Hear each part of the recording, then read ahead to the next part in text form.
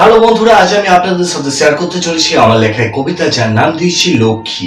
আর এই কবিতাটা লেখার পেছনের কারণ হলো এই কবিতাটা আজকে রিয়েলিটির সাথে ম্যাচ খায়। হ্যাঁ, আর তাই আজ আমি আপনাদের সাথে শেয়ার করতে চলেছি আমার লেখা এক কবিতা, যার নাম দিয়েছি লক্ষ্মী। লেখক সূর্যশেখর পাল। আরে দেখ দেখ দেখ, ওই পাড়ার লম্পটটা কেমন গদগদ করে চায়। বান্ধবী বলল, তোকে মনে হয় ছিঁড়ে খেতে চায়।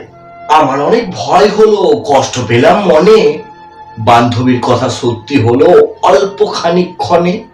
টেনে হিচড়ে নিয়ে গেল আমায় বাগদি পাড়ার জামতলায়। ওখানে দেখলাম আরো চারজন মদ খাচ্ছে চাটকলায়। তারপর মিনিটের মধ্যে দেখলাম ওরা আমার কাপড় ছিঁড়ে ফেললো। যার যেমন ইচ্ছে হলো তেমন ভাবে আমার শরীর নিয়ে খেললো। আমি নিজেকে বাঁচাবার চেষ্টা করলাম, তবু নিজেকে বাঁচাতে পারিনি। কেউ তো আর সামনে পেছনে একটা বারও ছাড়েনি।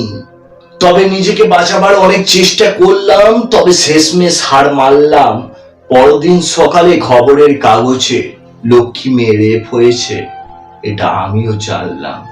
তাই তো বলি কাকা, আজই বন্দুকের লাইসেন্সের জন্য অ্যাপ্লাই করুন, আর বন্দুক পেয়ে গেলে মেয়েকে দিন, যাতে আমার এই লক্ষ্মী বোনেরা ওই বেয়াদবদের গুলি করে তাদের খুলি উড়িয়ে দিতে পারে।